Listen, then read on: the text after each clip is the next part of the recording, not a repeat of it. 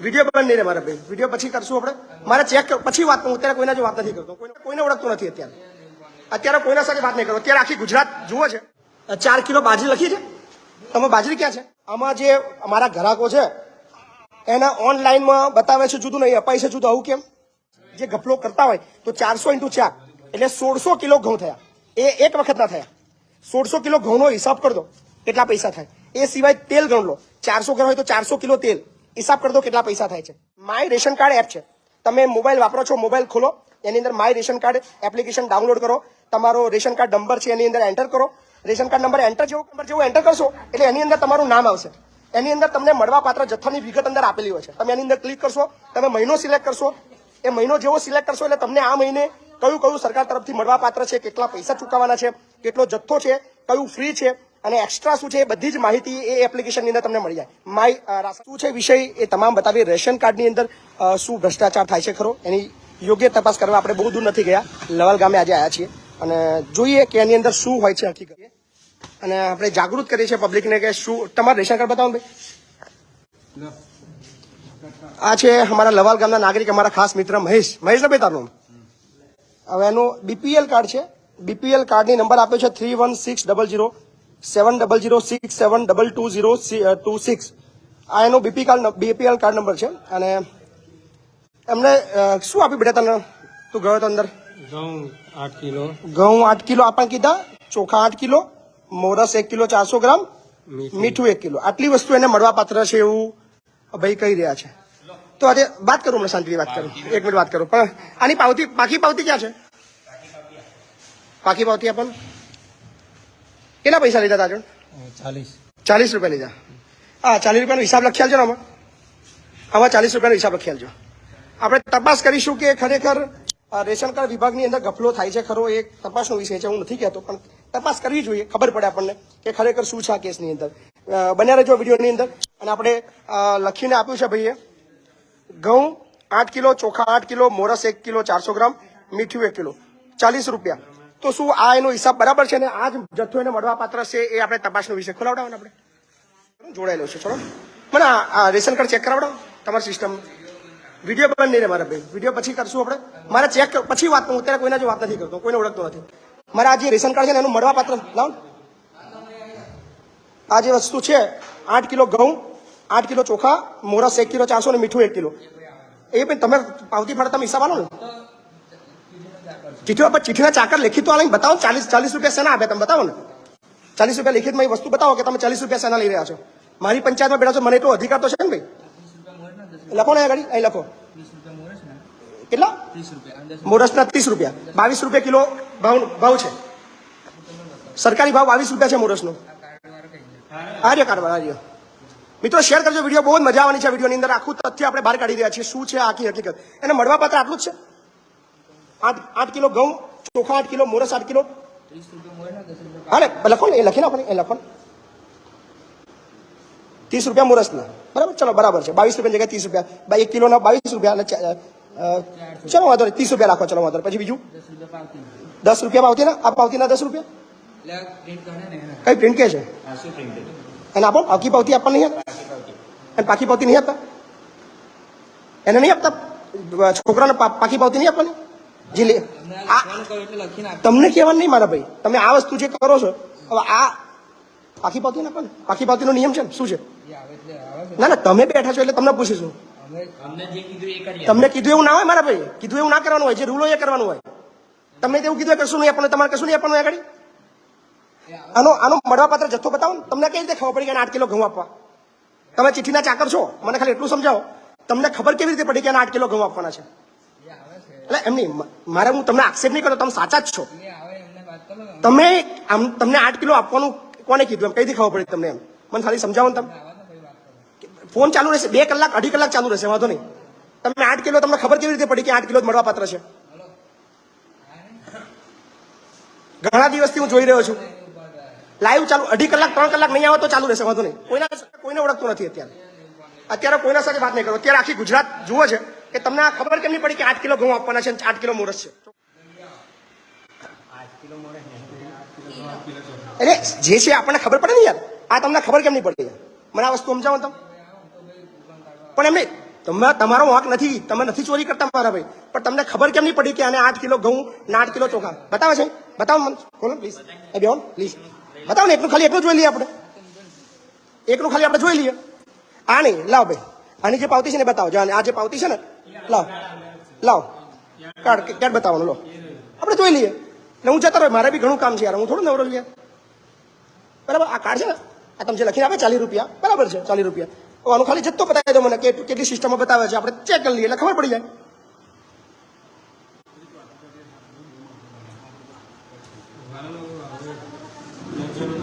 હવે આની અંદર શું છે મહેશભાઈ?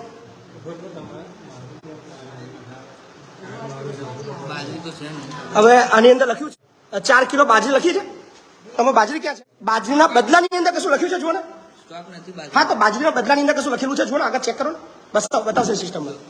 હા, એમ નહીં, ઘઉં બાજરીની અવેજમાં એવું કશું લખ્યું છે આગળ? કેમ પણ 0-0 છે? 4 કિલો બાજરીના અવેજમાં ઘઉં આપવાના છે એવું નિયમ છે. ઓનલાઈન મેં ચેક કર્યું આ ભાઈનું, માય રાશન એપ મેં ચેક કરી, એની અંદર એના ના તમે ચેક કરો. હાક ના ખાલી કોણ મને ખબર નહીં, હું તો આજે જ આવ્યો. આજે આવ્યા પહેલી વાર? કોઈ તો નહીં આવ્યા તમે? ક્યારે નહીં આવ્યા? ઘઉં 8 કિલો છે, એમાં બાજરી 4 કિલો બદલાની અંદર 4 કિલો ઘઉં આપવાના છે એવું કશું છે? હું તો આજે જ આવ્યો, મને કઈ ખબર જ નહીં. બીજું શું બતાવે છે? બીજું ખોલો ને, આગળ નેક્સ્ટમાં જાઓ ને, શું છે બીજી વસ્તુ? મૂકો ને, વસ્તુ બીજી છે ને. હા, બરાબર. કઈ ગયું બીજું? બીજું કાઢેલું અંગૂઠો મૂકવાનું. અંગૂઠો ભાઈ, એની અંદર બીજી વસ્તુ કઈ ગઈ? આમાં તેલ બેલ જેવું કશું છે? આખું પણ આવતા કોઈ લઈ જતું નહીં. તેલ નહીં લેતા તમે લોકો? અભાર બોલશો નહીં. તેલ આપણે જે છઠ ઉપર આવો, છઠ ઉપર આવ્યું નહીં પછી 15 દાડે આવે એટલે ફરી શું કરું? છઠ જતી રહ્યા પછી અને અમે 100 રૂપિયા તેલનો ભાવ શું છે? 100 રૂપિયાનો પાઉચ આવે, 900 ગ્રામ તેલ આવે, એના કારણે પાડી દે. અને ચણા કઈ છે? ચણા ઓય બોલશો નહીં. ચણા કઈ છે? ચણા લીધા તમે લોકો? ચણા છે એમ ને જથ્થામાં? મેં ચણા બી ચેક કર્યા, ચણા બી બતાવે છે મને જથ્થાની અંદર. મેં માય રાશન એપ્લિકેશન ખોલી, એની અંદર ચણા બતાવે છે મને. સારું, એ સિસ્ટમ ખોટી કે કોણ ખોટું મને સમજ નહીં પડતી. આપેલા છે વખતે, આ વખતે નહીં આપે.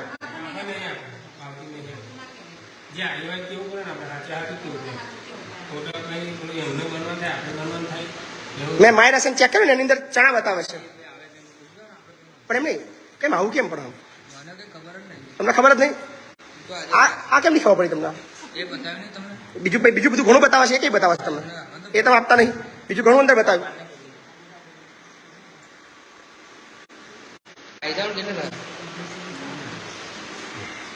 પણ નાનું ઉપાડતા ફોન સ્પીકર કરશો તો કશું અત્યારે લાઈવ ચાલુ છે કે કશું થવાનું નહીં એમાં. હું ઘણા ટાઈમથી હું કમ્પ્લેન કરી રહ્યો છું. આપણે અરે શું તકલીફ શું છે આમાં? અત્યારે આમાં જે અમારા ગ્રાહકો છે એના ઓનલાઈનમાં બતાવે છે જુદું, નહીં અપાય છે જુદું. આવું કેમ?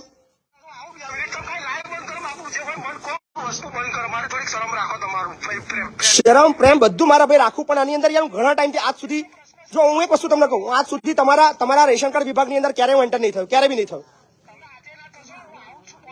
મેઇન વસ્તુ છે આની અંદર, મતલબ એકાદ વાર ઠીક છે, 2 વાર ઠીક છે, પણ મારી વાતની અવગણના, મતલબ આપણે હું શરમ રાખું એનો મતલબ થોડું છે કે આવું હોય.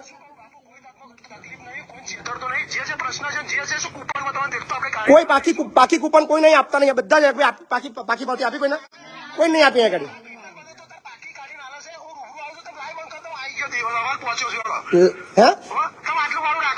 તમારે રાખવું એમ નહીં, પણ આ વસ્તુ છે ને બહુ, મતલબ બહુ ભયંકર વસ્તુ છે. તમારો પ્રશ્ન તમારો પૂરતો, આખા ગુજરાત પૂરતો પ્રશ્ન છે. હું ક્યારે બી આજ સુધી રેશન કાર્ડ વિભાગની અંદર ક્યારે હું જોવા નહીં આવતો, તમે લોકો શું કહેતો છો, પણ વારંવાર કમ્પ્લેનો આવે છે. ભાઈ હું ગામનો નાગરિક તરીકે મારી ફરજ બને કે ભાઈ લોકોના ભ્રષ્ટાચાર ખોલતા હોય તો ભાઈ મારા ગામની અંદર આવું કંઈક થઈ રહ્યું તો મારે જોવું જોઈએ.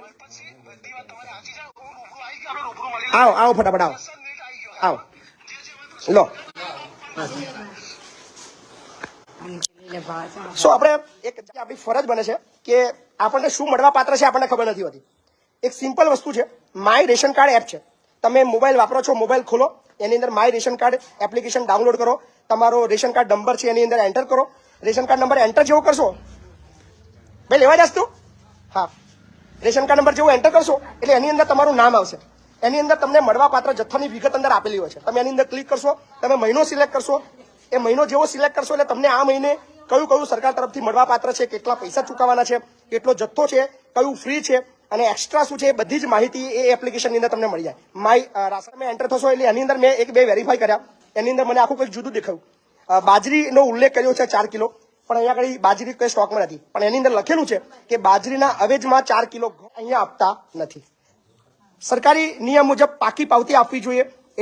એ પાકી પાવતીની અંદર 3-4 વસ્તુનો ઉલ્લેખ હોય કે કયો જથ્થો કેટલો છે એ આવે. સેકન્ડ વસ્તુ એની રકમ કેટલી છે એ આવે. સેકન્ડ વસ્તુ એને કેટલું ફ્રી મળવા પાત્ર છે એ આવે. અને ટોટલ જથ્થો ને ટોટલ પૈસા આની અંદર બિલ થાય છે કદાચ 30 રૂપિયા, તો લેવામાં આવે છે 50 રૂપિયા.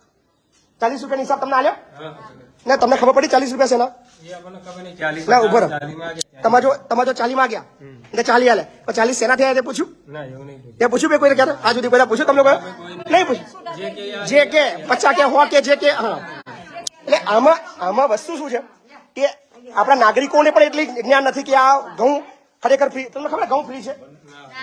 ઘઉં ફ્રી છે, ચોખા ફ્રી છે, ચોખા ફ્રી છે.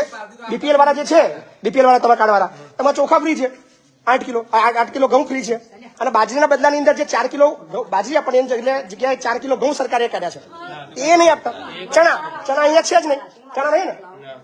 ચણા છે નહીં. તેલ લખ્યું છે 1 કિલો, તેલ નથી. એટલે આ બધું જ તમારા ભાગનું. અને તમને લાગતું હોય કદાચ 2-4 કિલો ઘઉંની અંદર શું ફરક પડે, પણ મજાનું વસ્તુ છે કે એક ગામ હોય નાનકડું, દાખલા તરીકે મારું લવાલ ગામ લઈ લઈએ, 400 ઘર છે, તો 400 ઘરની અંદર જે 400 કિલો જે ગફલો કરતા હોય તો 400 × 4 એટલે 1600 કિલો ઘઉં થયા.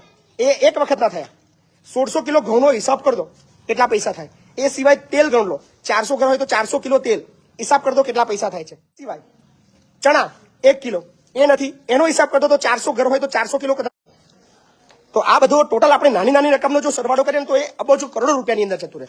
તો તમામને, ગુજરાતના તમામ લોકોને મારી અપીલ છે કે તમે જે રાશન લેવા જાઓ છો, તમે એવું ના વિચારતા સરકાર મફત આપે છે. સરકાર મફત નથી આપતી. સરકાર તમારા પૈસાનું જ તમને આપી રહી છે, એનું દાયિત્વ નિભાઈ રહી છે. પણ તમે એના બદલાની અંદર કેટલા પૈસા ચૂકવો છો એનું ધ્યાન લો.